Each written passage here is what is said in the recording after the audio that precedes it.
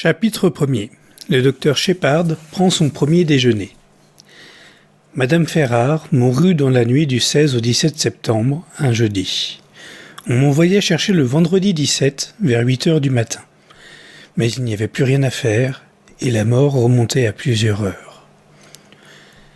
Je rentrai chez moi après 9 heures. J'ouvris la porte avec ma clé, et je restai exprès dans le vestibule, quelques instants de plus qu'il n'était nécessaire pour pendre mon chapeau et mon pardessus. En réalité, j'étais bouleversé et préoccupé. Je ne prétendrai pas, maintenant, que j'ai, dès cet instant, prévu les événements qui devraient se dérouler au cours des semaines suivantes, car ce ne serait pas exact. Mais mon instinct m'avertissait que j'allais éprouver des émotions. Un bruit de tasse remuée, accompagné de la petite toux sèche de ma sœur Caroline, partit de la salle à manger dont la porte ouvrait à gauche du vestibule. « C'est toi, James » appela ma sœur. Cette question était fort inutile, car quelle autre personne cela aurait pu être ? C'était justement à cause de Caroline que je m'attardais un peu. Kipling nous dit que la devise de la jante Mangouste pourrait se résumer en cette courte phrase « Pars et va à la découverte ». Si jamais Caroline veut se faire des armes parlantes, je lui conseillerais d'adopter l'effigie d'une mangouste. Cependant, en ce qui la concerne, on pourrait supprimer la première partie de la devise, car tout en restant paisiblement à la maison, ma sœur fait un nombre incalculable de découvertes. Je ne sais pas comment cela est possible, mais le fait est indéniable. Je suppose que les domestiques et les fournisseurs constituent son bureau d'information. Lorsqu'elle sort, ce n'est pas pour recueillir des nouvelles, mais au contraire pour les répandre. En cela, elle est aussi extraordinairement experte. C'était cette particularité de son caractère qui me causait une certaine perplexité. Quels que fussent les détails que je donnerais à Caroline au sujet du décès de Madame Ferrare, le village tout entier les connaîtrait au bout d'une heure et demie. Je suis, bien entendu, en ma qualité de médecin, tenu au secret professionnel. J'ai donc pris l'habitude de ne rien confier à ma sœur. Elle découvre généralement ce que je lui ai caché, mais j'ai la satisfaction intime de n'en être aucunement responsable. Le mari de Madame Ferrare est mort il y a juste 1 an, et Caroline n'a cessé d'affirmer, sans la moindre preuve, que sa femme l'a empoisonné. Elle se moque de moi quand je lui déclare que M. Ferrare est mort d'une gastrite aiguë, aggravée par l'absorption constante de boissons alcooliques. Je reconnais que les symptômes de la gastrite et de l'empoisonnement par l'arsenic se ressemblent quelque peu. Mais Caroline base son accusation sur de toute autre considération. « Vous n'avez qu'à la regarder », l'ai-je entendu déclarer à maintes reprises. Tout en n'étant pas très jeune, Madame Ferrare était restée fort séduisante et s'habillait avec goût, quoique simplement. Mais nombre de femmes font venir leur toilette de Paris et n'empoisonnent pas nécessairement pour autant leur mari.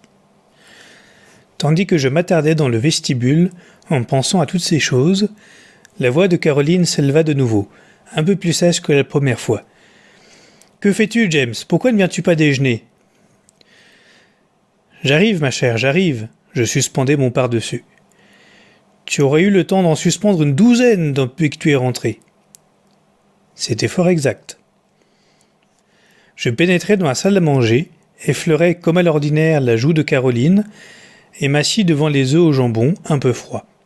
« Tu as été appelé de bonne heure, » observa Caroline. « Oui, dis-je, à King's Paddock pour Madame Ferrare. »« Je sais, » reprit ma sœur. « Comment le sais-tu ?»« Annie me l'a dit. » Annie est notre femme de chambre. C'est une brave fille, mais une terrible bavarde. Il y eut un silence, et je continuai à manger mes œufs.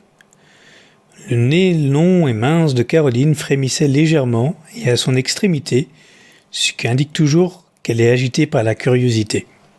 « Eh bien ?» demanda-t-elle. « Triste affaire. Rien à tenter. Elle a dû mourir en dormant. »« Je sais, » dit encore ma sœur. Cette fois, je me sentis vexé.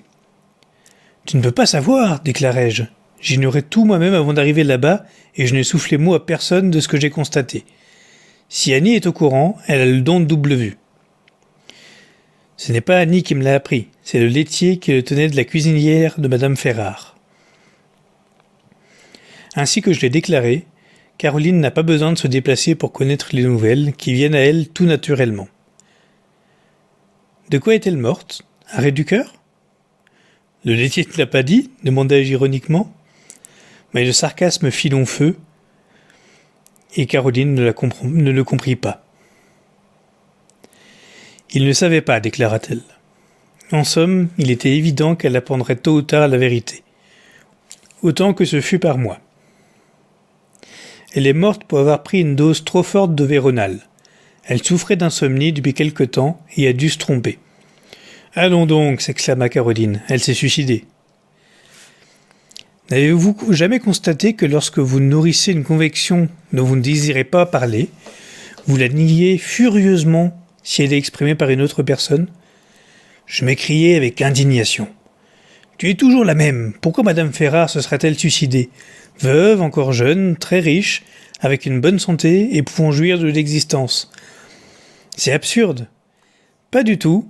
Tu avais bien dû t'apercevoir à quel point elle avait changé depuis environ 6 mois. Elle était absolument décomposée. D'ailleurs, tu reconnais toi-même qu'elle ne pouvait plus dormir. « Et quel est ton diagnostic ?» demandai-je froidement. « Des peines de cœur, je suppose ?»« Le remords, » dit-elle avec emphase. « Le remords ? Oui. Tu n'as jamais voulu me croire lorsque je t'ai affirmé qu'elle avait empoisonné son mari.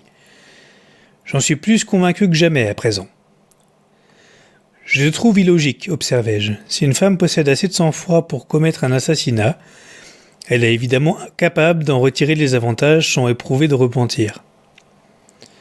Certaines femmes peut-être, mais pas Madame Ferrare, qui était une nerveuse. Une impulsion irraisonnée l'a poussée à se débarrasser de son mari parce qu'elle ne pouvait supporter les ennuis. Or il est certain qu'unie à un homme tel qu'Ashley Ferrare, elle ne devait pas en manquer.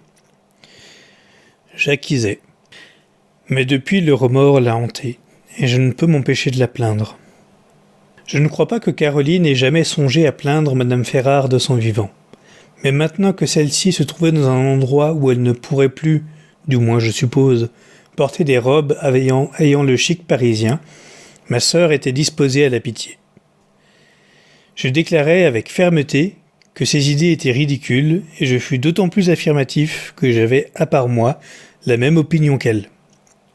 Mais je n'allais pas encourager Caroline à suivre cette voie, car elle irait raconter ses déductions à tous les habitants du village, qui la croiraient informée par moi. La vie était bien difficile. « Tu verras, reprit ma sœur, car je suis certaine qu'elle a écrit sa confession. »« Elle n'a rien écrit du tout, déclarai-je sèchement, sans penser à ce que cette allégation impliquait. »« Oh, dit Caroline, tu t'en es donc informé ? Dans le fond de ton cœur, James, tu as la même impression que moi. Tu n'es qu'un vieil hypocrite. »« On peut toujours envisager l'hypothèse d'un suicide, répondis-je. »« Il y aurait une enquête ? » ?»« C'est possible, cela dépend.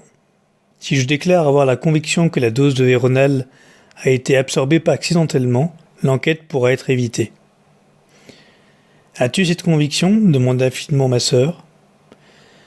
Je me levai de table sans répondre.